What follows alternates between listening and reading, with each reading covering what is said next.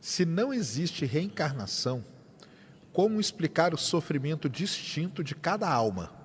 Aí explica primeiro como que é essa sua visão de alma, né? Tá, porque exatamente. o que é alma, né?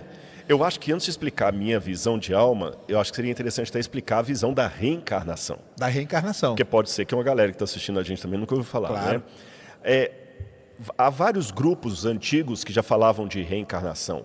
Ou melhor, os mais antigos egípcios, Pitágoras era um que acreditavam na transmigração de almas, que é diferente, né, de reencarnação. A reencarnação acredita que a pessoa morre e ela reencarna numa outra pessoa. A transmigração de almas acredita não, que apenas a alma pode sair de um corpo e entrar no outro corpo. Tá certo? Ela sai daqui e ela vai para um outro corpo. Isso que você tinha mais no Egito e também ali com Pitágoras, a escola pitagórica, etc. Alguns grupos, como o da Índia, os hindus, são mais extremados. Eles acreditam a tal ponto na reencarnação que eles creem que uma pessoa pode reencarnar em qualquer ser vivo. É por isso que algumas correntes religiosas do hinduísmo não comem carne de maneira nenhuma, porque se ele comer uma galinha, uma vaca, ele pode estar comendo um ser humano que reencarnou ali. O próprio Pitágoras tem uma história que uma vez ele viu um camarada chutando um cachorro e ele defendeu o cachorro e alguém perguntou por quê. Ele falou, porque eu escutei no latido do cachorro os gritos do meu amigo que tinha morrido. Ele acreditava que a alma dele passou para o cachorro. Agora, a versão mais sofisticada disso, do kardecismo, está presente em livros como Nosso Lar, Evolução em Dois Mundos, psicografado pelo Chico Xavier. O Nosso Lar é o clássico. Eles ensinam o seguinte: quando você morre, você tem uma série de pecados, de erros que vão impedir a sua evolução espiritual. Então, quando você vai para o mundo dos mortos, chega lá, eles preparam você, mas você tem que pagar aqueles pecados que você cometeu.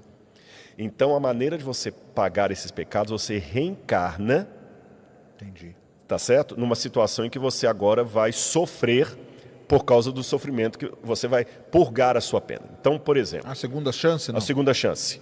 Por exemplo, alguns espíritas, não todos, alguns espíritas acreditam que Joana d'Arc seria a reencarnação de Judas Iscariotes. Que o Judas traiu Jesus, então agora ele tinha que reencarnar numa mulher que morre nas mãos de cristãos. Entendi. Tá certo? Para pagar a traição ali. Alguns acreditam também que o Nero reencarnou em Juscelino Kubitschek. Caramba! Então, como o Nero destruiu uma cidade de Roma, ele tinha que vir e criar uma. Ele tinha que vir e criar uma, e Juscelino constrói Brasília e não pode morar em Brasília. Entendi. É sempre Sabe? assim, é sempre então, fazendo sempre o assim. contrário do que você fez. Essa é a ideia. E com essa linha da encarnação, explica-se, por exemplo, por que uma criança nasce aleijada, por que uma pessoa nasce com problemas e tudo mais, ele está pagando coisas da vida passada. Eu conversei com o Henri Cristo. Eu só estou explicando como eles pensam, não que eu penso assim. Eu sei. Eu conversei com o Henri Cristo lá em Brasília uma outra vez. Ele tem uma linha mais ou menos de reencarnação. Ele tem. Ele pensa e ele fala assim que um psicopata, por exemplo, ele foi uma fera, era um animal, era um tigre, era um predador, e quando ele nasce, ele já tá fadado a ser um psicopata quando ele nasce, porque na verdade é a alma de um tigre, de um predador que voltou. A minha ideia é a seguinte: biblicamente é difícil sustentar a reencarnação por várias razões. Por mais que alguns falem, não, mas João Batista era a reencarnação de Elias. Não, Elias não morreu, Elias foi trasladado para o céu. A Bíblia até proíbe a consulta aos mortos, então até a atividade mediúnica, eu estou falando com muito respeito aos espíritas que estão nos assistindo, eu só estou mostrando a minha resposta. Sim, claro. A atividade mediúnica de você receber de um morto uma mensagem para passar para alguém é expressamente proibida na Bíblia Sagrada. Por isso que as religiões cristãs, de uma maneira geral, não aceitam isso. Nem a católica, nem a protestante. E o espiritismo, na verdade, é um hibridismo entre a religião cristã e outras religiões. Por exemplo, as religiões de matriz africana, muitos nem falam, eu não sou cristão, eu sou do candomblé. Ainda que haja uma miscigenação ali religiosa, né, uma confluência religiosa, mas elas não são de matriz puramente cristã.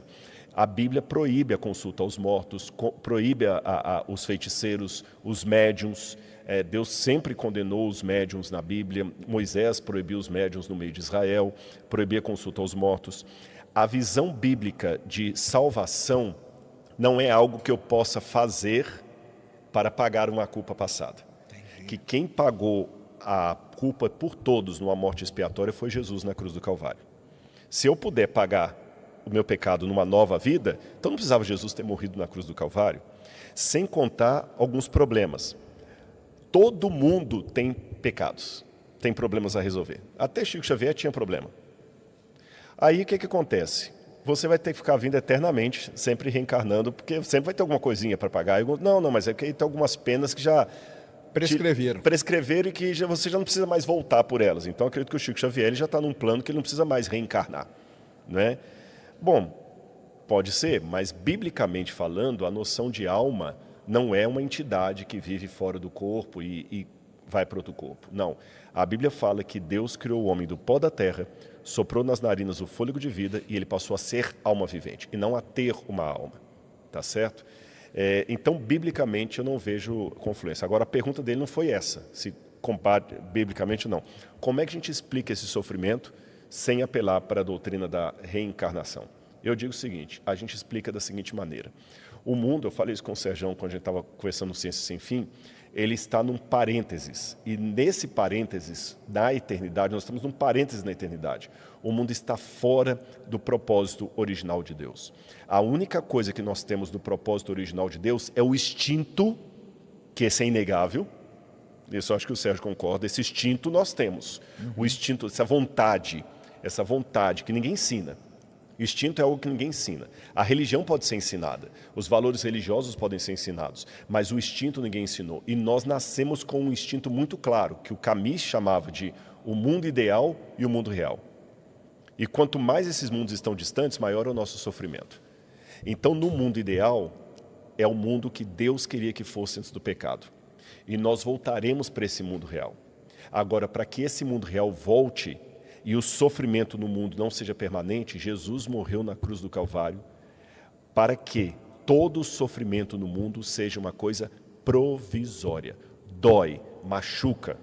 O Sérgio estava falando da perda de um ente querido dele aqui, que morreu de uma maneira trágica, terrível. Esses dias eu recebi uma mensagem de alguém que sofreu muito, e agora a namorada foi assassinada há pouco tempo. Eu falei, cadê o amor de Deus? O outro também, que perdeu uma filha tragicamente num acidente, depois perdeu outra filha trágica, agora também assassinada. Você está entendendo? Então, quer dizer, as pessoas sofrem, isso é real. Mas lembra que Jesus na cruz do Calvário também sofreu. E ele sofreu para te mostrar que o sofrimento que você tem vai ser passageiro. Então, realmente, o mundo está desigual, está, mas não é para sempre. Isso seria uma ordem natural da vida? Você nascer, viver e depois morrer. Isso é uma ordem natural da vida. A ordem natural que eu quero dizer é o seguinte, não tem por que a gente contestar isso. Como que é? Se eu olhar apenas pelo lado da biologia... Não, nem estou falando pelo lado da biologia, não. Estou falando pelo lado da religião mesmo. É que pela religião não pode ser assim. Aí que é o ponto. Tá. Pelo lado da biologia é assim. Tá. Não tem nem o que questionar. Pelo lado da biologia, a pergunta dele nem faz sentido. Porque é aleatório. Né? O câncer está aí aleatório, então aleatório um pega, outro não pega. Paciência. Pelo lado da teologia, não. Pelo lado da teologia, nascer, crescer e morrer é o contrassenso daquilo pelo qual Deus nos criou. A morte é uma intrusa, não é um processo natural. Entendi. É uma coisa que está onde não deveria estar.